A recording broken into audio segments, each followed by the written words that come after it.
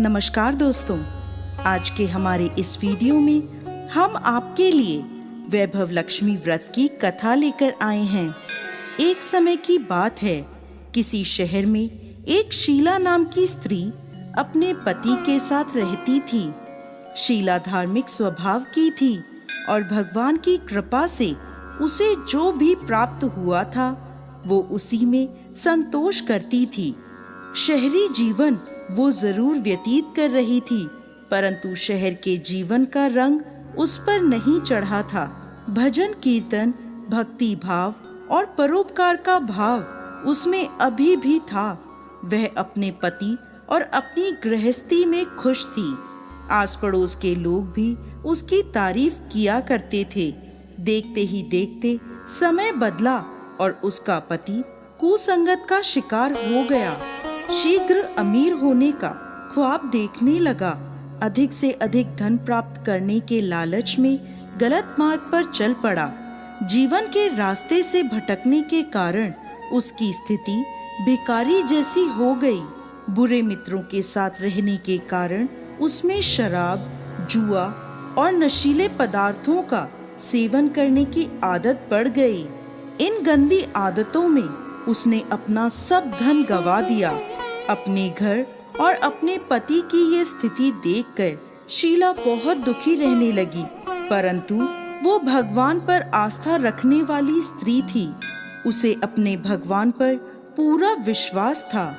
एक दिन दोपहर के समय उसके घर के दरवाजे पर किसी ने आवाज दी। दरवाजा खोलने पर सामने पड़ोस की माताजी खड़ी थीं। माताजी के चेहरे पर एक विशेष तेज था। वह करुणा और स्नेह की देवी नजर आ रही थी। शीला उन माताजी को घर के अंदर ले आई और बैठने को कहा। माताजी बोली, क्यों शीला, मुझे पहचाना नहीं? हर शुक्रवार को लक्ष्मी जी के मंदिर में भजन कीर्तन के समय मैं वहीं आती हूँ। इसके बावजूद शीला कुछ समझ नहीं पा रही थी।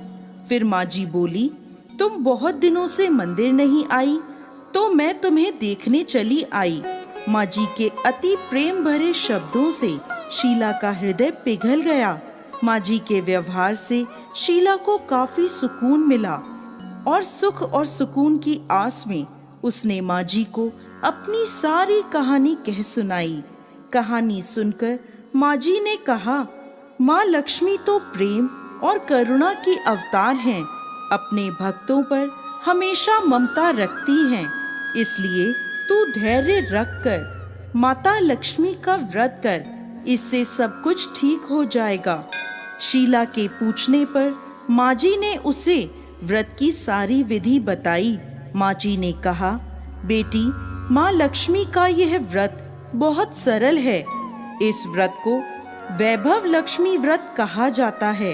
यह व्रत करने वाले की सभी मनोकामनाएं पूर्ण होती हैं और वह सुख संपत्ति और यश प्राप्त करता है।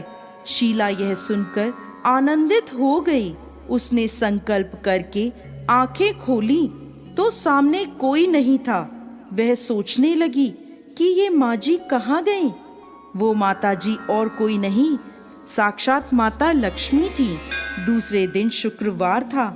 सवेरे स्नान करके स्वच्छ कपड़े पहनकर शीला ने माता जी की बताई विधि से पूरे मन से व्रत किया।